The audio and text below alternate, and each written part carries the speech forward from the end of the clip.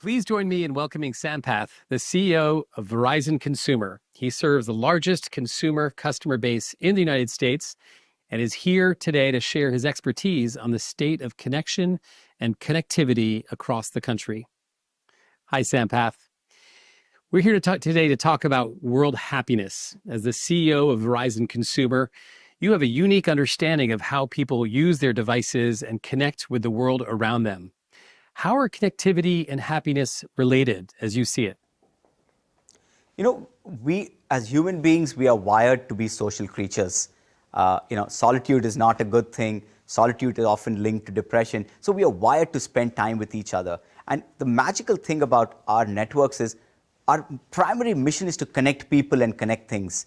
So, every call you have with your kid or with your spouse or with your teacher, we enable and make those connections. And, we commissioned this report, a Consumer Connections report, where we started tracking things, how people communicate, how they use the text. And it's been fascinating for us because we feel a more connected society tends to be a more happy society. It enriches people's lives well. So we are in the business of making connections. That's great. Well, there's some fascinating new data on consumer behavior, as you say, in the U.S. in particular. The Verizon Consumer Connections report sheds light, as I understand, on both how much time we spend on our devices and what we spend that time on. We heard earlier in the conference that the United States has dropped to number 23 on the global happiness rankings. Are there findings from your report that could explain this negative trend? I think COVID has something to do with it, but we'll put that aside. Look, overall traffic on our network has exploded. In the last 5 years, it's grown 130%, which is just massive amount of traffic on our mobile network. But when you kind of break that down a little bit, people are spending a lot more time on their devices. There is probably a quarter of the folks who spend more than 6 hours a day on their device. And while we think they're doing emails and homework, that's often not the case. More than half our traffic tends to be video traffic, and then a huge portion is social media traffic. And within social, TikTok's kind of the big one, Justin. And what's interesting when we saw the report was average TikTok customer uses it for 1 hour and 42 minutes a day. That's a lot of scrolling. So I don't know which part gets exercised, but the thumb definitely gets a lot of exercise in that.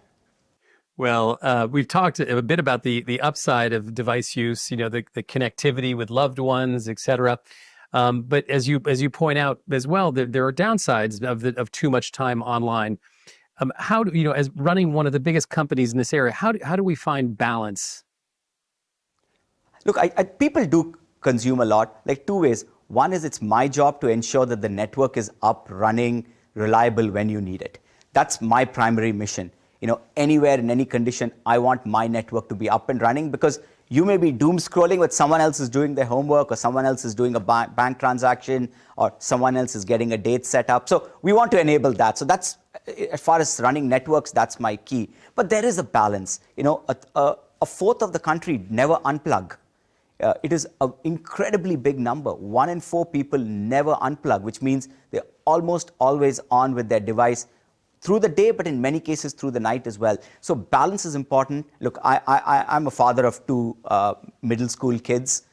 We have pretty strict rules in our house. At the dinner table, there's no phones allowed or no devices allowed. And at night, they have to put their phones away. They leave it in our room or they can leave it in their room, but they can't access it. So there is balance. I think it's important. But it's also important for mental health and physical health too, because the more time you spend on devices, the less time you go out and exercise. So there's always a balance.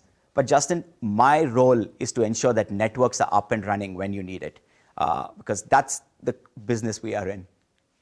You also have some really interesting data about where people have been moving across the country in recent years. Consumers are relocating everywhere in pursuit of better lifestyles. What does this mean to you, and how do you interpret this as the CEO of Verizon Consumer? We've seen a movement, let me break down the movement in a few ways. Jersey and New York folks have moved to Florida. 1.8 million people have moved to Florida in the last couple of years. Folks from California have moved, eastward towards Texas, some of Arizona, but Texas tends to be a large gainer in that. Now, as a network person, it's easy for a person to move. They sell their home, they put their stuff in a U-Haul, and they drive across the country. I cannot move network capacity that easily. It takes me 2 to 3 years to build capacity in a lot of these markets. So as far as possible, we try and get ahead of the curve. But such large shifts are very difficult to predict. So we've gotten smarter about it. We want to build capacity first before people move in. But also our data is very helpful. If there's a new development building, we see spurts in traffic in certain areas. And, as I said, if it's in the desert, it's not always the Burning Man. When you go there, maybe they're building a new development out there. So we want to go there and build capacity. So we're using AI in a very meaningful way to do this. Where's new areas of growth in traffic? So you are ready and we are ready at the same time. Well, the discussion today has been all about happiness, finding happiness, balance. On a personal note, Sampath, I'm really curious to know how you, as one of the busiest CEOs in America, find happiness these days. How do you ground yourself? Kids have a nice way of doing that for you.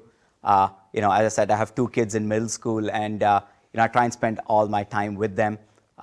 And invariably, luckily, their interests and my interests are very different, so they don't have to worry about network capacity and spectrum and cost of acquisition and getting more market share. It's more fun things I end up doing with them. So that's always a great thing. I read a lot. I think I'm reading a book on the Silk Route right now, which I'm finding quite interesting. I listen to podcasts. I'm hot on the Empire podcast right now. I think they're touching the Buddhist empires of Afghanistan, so that keeps me busy. And a little bit of exercise. But I will admit, I don't go to the gym as often as I should. That's great. Well, kids, Empire, I check both those boxes too. Love spending time with the kids, and Empire is an amazing podcast too. Listen, Sampath, what a great conversation. Thank you so much for joining us. Wish you all the best and speak very soon. Thank you, Justin.